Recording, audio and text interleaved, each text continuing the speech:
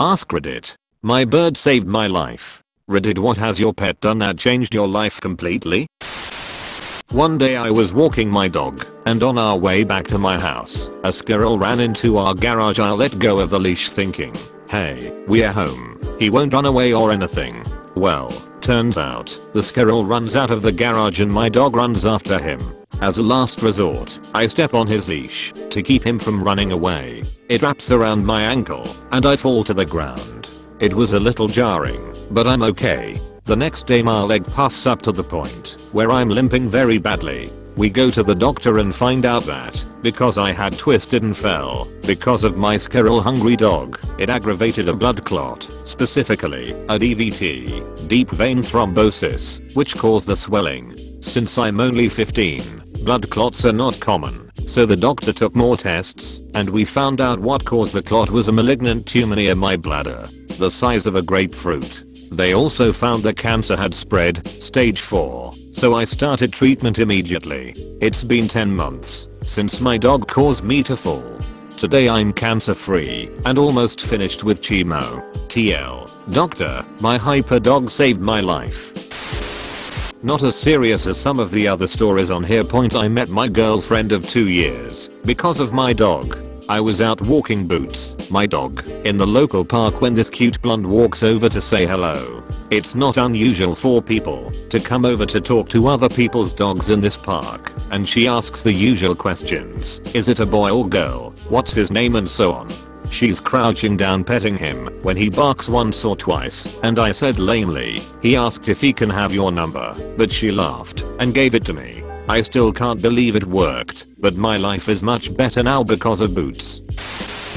When I was in the 6th grade, my mom went out grocery shopping one morning, and when she got home, a man was in our house, robbing us. We later found out that he'd been sleeping in the woods behind our house for about a week. When my mom came in the kitchen door from the garage, he was waiting for her with a knife, and he pulled her inside without shutting the door. We had 3 dachshunds at the time, and all 3 ran outside immediately, obviously terrified of this strange scary dude in their house. They never go outside without us, and our next door neighbor saw them pacing back and forth just outside the garage door, looking worried and crying, so the neighbor came over to our house to see what was up.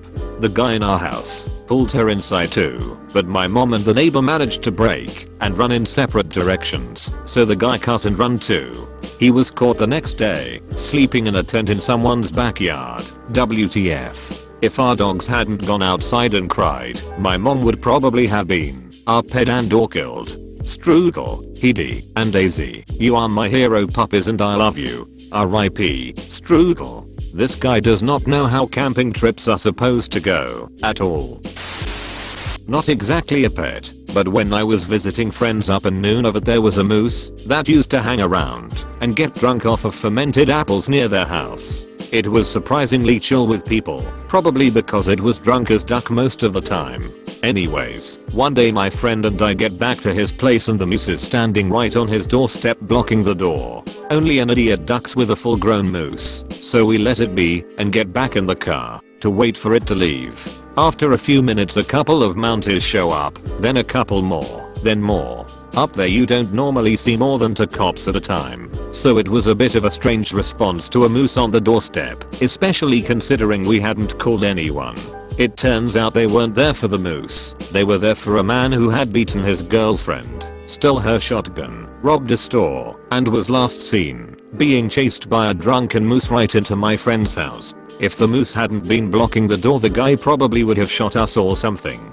It took the cops hours to get him to come out, and he was absolutely wasted when he did. This is not a pet story, but it has a critter that saved my bacon. Around 20 years ago I was severely depressed, hooked on heroin, and decided to end my life. Without any emotion I had tied a bunch of electric cords together and sat there staring at a blank television screen. I decided to give prayer a shot, and so I told God that, if I was supposed to be alive, that he'd better send someone now, because otherwise this thing, me hanging myself, was going to happen. It was just one sentence. Instantly another pair of eyes met mine, and it didn't seem real, but those eyes were shiny and alive, and looking right at me. It was a mouse. Right where I had glazed out, a mouse had peeked from the side of the turned off television. Whiskers, pale brown little body, everything. And it was like time stopped. And it was the kindest, gentlest thing, and we sat there looking at each other. And I had my answer. Not today. When I was about 6 to 7, I lived pretty close to a lake. I was splashing around with my grandma and my German shepherd, long dead now, unfortunately. There's dozens of little beaches and rarely many people at most of them, so we always picked the one closest to my house. As I was walking out of the lake, some dude runs up and grabs me. I start wailing while he's running off, still holding me. My grandma and I are both freaking out, and she couldn't exactly do much. This is Buddy's cue to mouth tackle the back of this dude's leg. He goes down pretty hard, as do I. Have a nice scar on my head from hitting the pavement. I don't remember much, except for my grandma crying, some police, and everyone showering the dog in affection. It was like a cheesy movie, except it all happened really fast. A fake. The guy managed to initially get away after fighting off my dog, but eventually showed up at a hospital for bite wounds and was arrested shortly after. Who knows what could have been had Buddy not been there. That dog loved children and was immediately at attention of me. All my cousins started crying / yelling, etc. Best dog I've ever owned. I got my cat Tiggs when I was 15 at a shelter, and we got along from the beginning. As soon as I walked into the kennel, he came and sat with me, and we just knew we would be friends. We can walk around my neighborhood together. Yes, I know outside cats are bad, but whatever, he's safe. And I live in Old Juvile, chill together and play together. But my favorite memories are me and him just chilling like brothers in my basement till 4 AM, feeding him chicken and watching movies. Brothers for life. I went out for a run around my family's land one morning, as usual, at around 8 AM. My Doberman, Bonnie, runs along with me all the time. I ran with my music on and was completely oblivious to the cop ahead that was headed straight for me. It strikes out at me and missed only slightly. When I realized what it was, I panicked and, like my usually clumsy self, fell. It came back, and Bonnie jumped in front of it and took the bite herself. Her cry was absolutely horrible. It had her right hind leg. She managed to turn around and rip it off, proceeding to tear it apart. Afterwards, she fell to the ground and her breathing was getting quicker. I picked her up, as heavy as she was, and ran her to my truck. I drove as fast as I could to the vet. Thankfully, I got her there quick enough for them to save her. My dog saved me from that copperhead, and she still lives. I love that dog so much. Not me, but my little brother's dog quite literally saved his life. He was living in a very old house and something went wrong with the wood heating. I apologize for not knowing the exact details that caused his house to fill up with toxic black smoke. My brother was already asleep when this happened, so the carbon monoxide from the smoke just made him unconscious.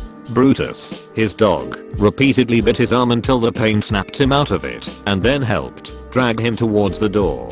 He's basically a 140 pounds golden lab version of Lassie. I decided to stop looking and create a damn account just for this. I have this cat Snowball who has always been very human-like.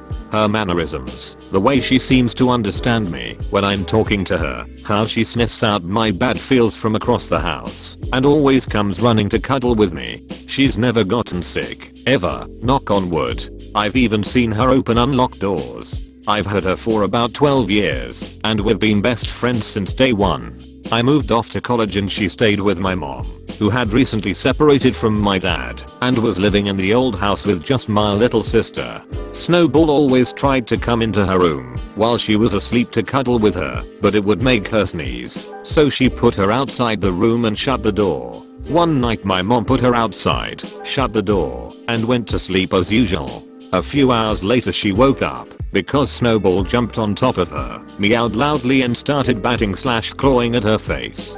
Naturally she jumped out of bed, freaked out, and opened the door to let Snowball out into the house. Then she smelled smoke. Snowball led her to the living room, where she could see through the glass doors that the bird pen outside was on fire. She called 911 and firemen showed up soon after to put it out. No birds were harmed, and my mom and sister were safe. What freaks me out is that the door was still closed when my mom was woken up by Snowball, and she specifically remembers having closed her out of the bedroom as usual that night. I love that cat to death. A part of me believes that she's magical. Had a bagel with cream cheese sitting by my desk, and before I picked it up to take a bite, my cat jumped onto the desk and started punching the sheet out of the bagel. Turns out there was a gigantic spider in the hole of it, which I would have almost eaten. Duckin' badass cat. Lives up to his name, Rambo. I lived on a small farm. Every once in a while cows would get out. Not really anything crazy with us having a relatively large portion of land. Typically we could get them back in with some corn or hay. This particular time, a bull got out. I was young and home alone. I go out to bring it in, which I typically do with the cows even at that age. I go out, do my usual routine. The bull wasn't having any of it. It started acting far more aggressive. At this point I backed up a bit, which was probably a bad idea. The bull lowered its head and started coming towards me. Out of nowhere my border collie, Cosmo, jumps between us, attacked the bull on the nose, dodged its rams, and returned back at its face. This stopped the bull in its tracks, turning its attention from me to the dog. Cosmo rounded it, snapped at its tail, and put pressure on its sides. By the end of the short, yet seemingly long, period of time, the dog had brought the bull to the gate, so I could close it on him. My cat was rolling in gravel. Birds are awesome and smart. Example. My dad had brain cancer. He died after I graduated high school, and him and my mom were sitting in our living room with our parrot. My mom left the room to get something, and he could hear him saying, "Are you okay? Are you okay?" She came in to discover him having seizures. TL. Dr. Dad was having seizures. Bird started to ask if he was okay. Mom called 911. My best man's Boston Terrier, Athena, jumped on his nuts. After a couple of days in pain, he finally relented and went to the hospital. Scans revealed early stage testicular cancer, which was treated successfully. Don't know how lethal bull cancer is, but if it wasn't for that dog, who knows if he'd still be around. I was walking my dog, Nitro, a 100-pound Rot/Lab/Chow mix, in the massive expanse of wilderness that was my backyard at my old house, at night. It wasn't pitch black, but it was capital D kind of dark, though. The sky was littered with dim stars. We were coming around a bend of foliage when I heard this strange guttural sound, like I've never heard before, incredibly deep and incredibly threatening. I started glancing around, but couldn't see anything. My dog was doing a bit of the same, but by his reaction I could feel he had more information than I did. It didn't take him long before he got directly in front of me and started snarling at something in the bushes, again, quite guttural and serious. I backed away a bit and peered into the brush. Then something moved and I saw two large eyes staring back at me. It was a mountain lion, not uncommon in Ohio. They both just stood there. The mountain lion was in a pounds ready position, and I was confident it could be on me before I had time to move. My dog was in a similarly defensive position, and every hair on his back was standing on end, and I remembering being surprised how clearly I could see his muscles flex through his fur. They exchanged growls for what seemed like a decade, locking eyes the entire time before the cat slowly backed down and fled. Only a dog named Nitro would do something that badass.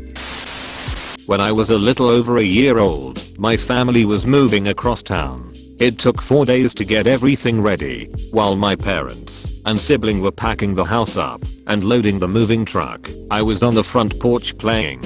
For some reason, my cat would herd me away from a certain potted plant whenever I'd venture near it. He would just sit on the porch by the plant and watch me. My parents thought it odd, but didn't think about it any further. On the last day, my parents pick up the potted plant to find a pygmy rattlesnake underneath it. A while after I came home from Afghanistan, I started dealing with some severe depression and post-traumatic stress disorder symptoms. Life was hell for me, more so than when I was deployed. I didn't have the focus in life I did while deployed, or the outlets either anymore. I simply stewed in my own misery like some kind of sad little fox soup. I started seeing a therapist after a while, but all she wanted to do was pump me full of pills and send me on my merry little way. I don't agree with just throwing drugs at problems until they go away, so I sought a different head shrinker. She turned me on to animal assisted therapy and helped me to get my dog, Hammer, who has been my best friend ever since. He's helped me through some dark times, kept me calm during panic/anxiety attacks, and been a rock in my life. The 4th of July was a particularly bad night for me, which I spent huddled up in my apartment with my headphones in and Hammer at my side, keeping me calm. He jumps in my bed whenever I have nightmares and lays next to me too. Whenever I start to roll around a lot or lash out in my sleep, he licks my face or nuzzles me until I wake up. My life would either be an empty hellhole or non-existent if it weren't for Hammer.